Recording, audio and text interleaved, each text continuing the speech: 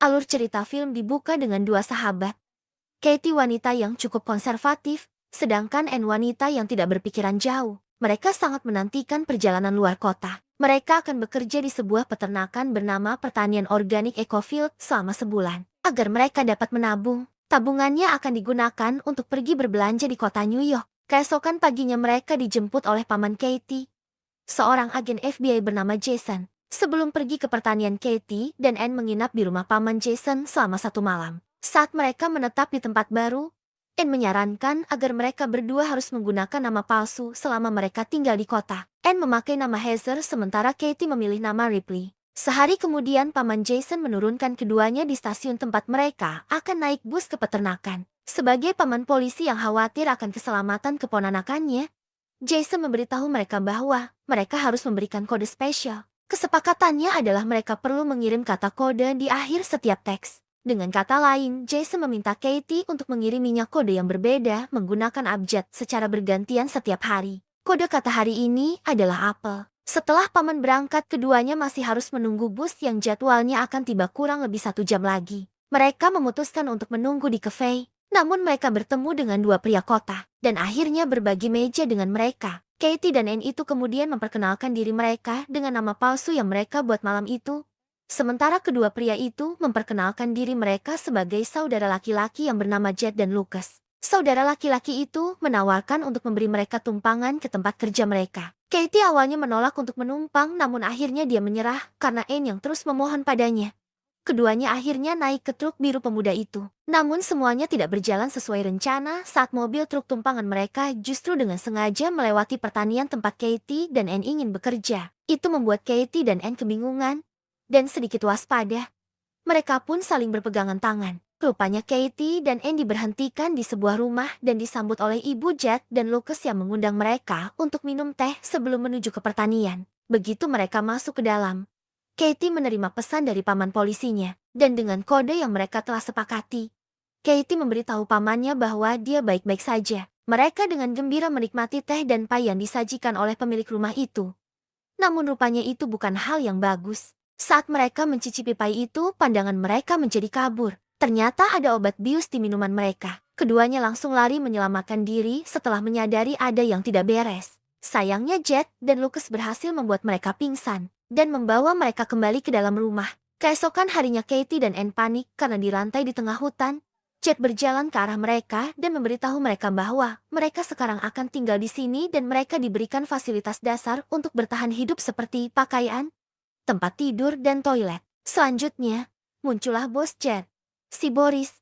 Ia mengambil ponsel Katie untuk memeriksa apakah ada yang tahu keberadaan mereka. Pada saat memeriksa ponsel, Boris menemukan bahwa Katie dan Anne berbohong tentang nama mereka, serta dia menyadari jika Katie dan Anne menggunakan kata sandi dalam mengirim pesan. Katie pun terpaksa memberitahunya bahwa kata apel adalah kode yang digunakan.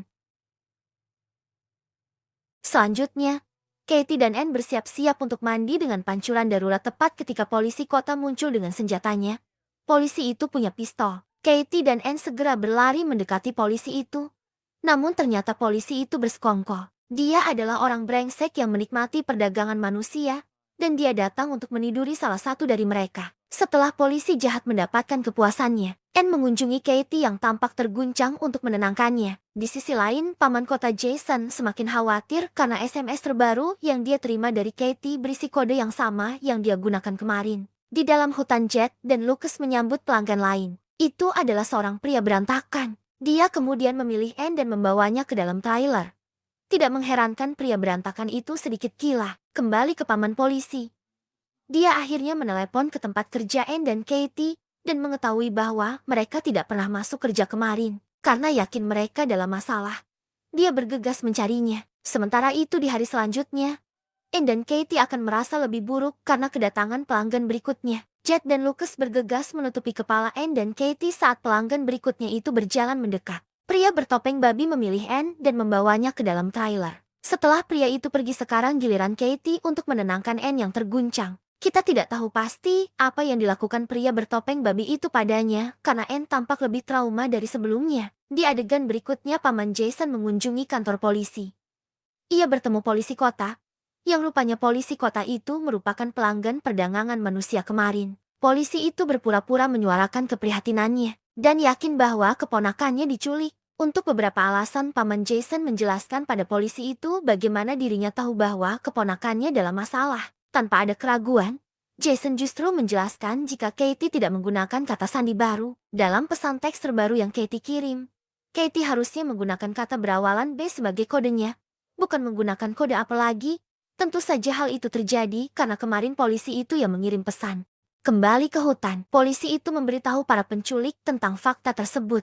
Polisi itu mengatakan pada para penculik jika Paman Katie adalah agen FBI dan Katie berbohong kepada mereka tentang kode yang Paman Jason dan Katie telah sepakati. Karena tidak ingin FBI menyogok bisnis perdagangan manusia, Bos Boris menyuruh Jeff untuk membunuh mereka berdua dan membuang tubuh mereka tanpa jejak. Katie menguping pembicaraan itu. Sementara hal ini terjadi, Paman Jason memutuskan untuk mengunjungi kafe tempat terakhir kali dia menurunkan Katie dan Anne. Dia kemudian bertanya kepada barista apa yang dia ketahui. Dengan mudah barista mengingat dengan jelas jenis truk apa yang digunakan Katie dan Anne. Keesokan harinya, Katie memberitahu Anne bahwa para penculik berencana untuk membunuh mereka. Kemudian para penculik tiba bersama dengan pria lusuh. Mereka kemudian meninggalkan pria lusuh untuk mengawasi mereka. Katie mengambil kesempatan ini untuk merayunya dan begitu dia sudah cukup dekat, dia merobek tenggorokannya dengan gigi telanjang. Kedua wanita tersebut kemudian melanjutkan untuk melepaskan diri dari lantai. Tidak lama setelah itu, polisi kota tiba di tempat kejadian untuk membunuh mereka. Tetapi saat dia keluar dari mobilnya, Katie dan Anne telah mencuri mobilnya. Kedua wanita itu kembali ke kota. Katie dan Anne membeli banyak peralatan bertarung di toko. Sepertinya pembalasan dendam akan segera dimulai. Mereka kemudian bertanya kepada kasir apakah dia mengenal Boris pria dengan truk biru. Kasir tahu di mana dia tinggal, yaitu di sisi lain kota. Paman Jason melanjutkan penyelidikannya dengan mengunjungi gedung asuransi mobil. Dia mengarang cerita tentang secara tidak sengaja bertabrakan dengan truk biru dan bertanya siapa pemiliknya.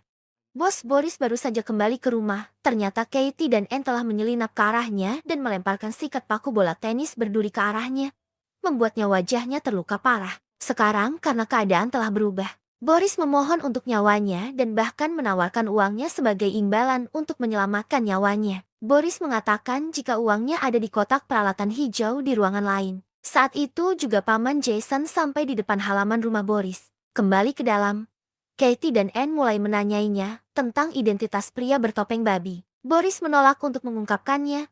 Katie dan Anne mengambil tombak darurat yang mereka buat dan mendorongnya ke belakang, yang berakhir membuat Boris sekarat. Ketika Paman Jason akhirnya memasuki rumah, rupanya Katie dan Anne telah pergi dan dia melihat Boris yang sekarat dan memohon agar dibunuh saja. Jason melakukan penyamaran dan menemui polisi kota.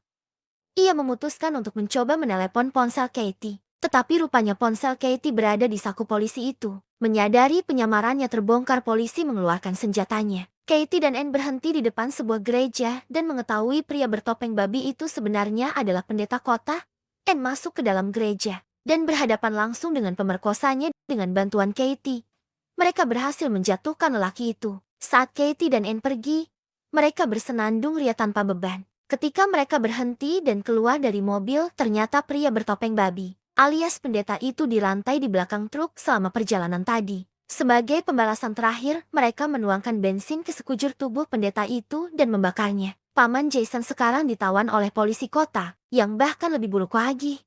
Tampaknya polisi telah menangkap dua wanita muda baru. Untungnya Katie dan Anne datang untuk menyelamatkan mereka. Katie dan Anne mengikat polisi dan terus menyiksanya dengan permainan roulette Rusia. Polisi mulai menyatakan betapa menyesalnya dia dan Dor. Katie akhirnya menghabisinya tepat di kepala. Setelah itu, Katie dan Anne membebaskan para wanita dan menyuruh mereka untuk membebaskan Paman Jason. Jason mencoba bertanya kepada wanita yang membunuh polisi kota tadi, tetapi mereka tidak menjawab karena merasa harus menyimpan rahasia karena Katie dan Anne telah menyelamatkan nyawa mereka. Selanjutnya Katie dan Anne mengunjungi rumah ibu Jack dan Lucas dan memutuskan untuk membiusnya. Dengan cara yang sama seperti ibu itu membius mereka. Mereka mengikatnya dan membawanya ke ruang bawah tanah di mana Jack diikat dan disumpal. Katie dan Anne terus memukul kepalanya dengan tongkat baseball sementara ibunya dipaksa untuk menonton. Selanjutnya mereka membawanya ke Lucas yang juga diikat ke kursi, namun bukannya memukulinya sampai mati.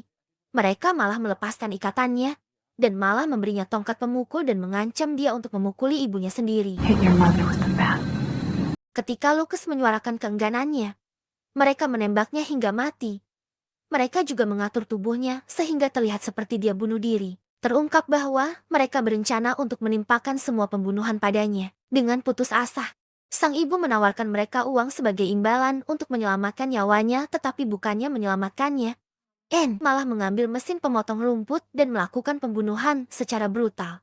Di akhir cerita, Paman Jason berhenti di rumah Katie untuk menjemputnya dan tampaknya beberapa waktu telah berlalu. Katie dan Anne diturunkan di bandara dan dengan penuh semangat mereka menuju kota New York. Thanks for watching. Don't forget to subscribe. Tell me why you have to seem so distant when I'm holding you. Your fingertips are drifting away.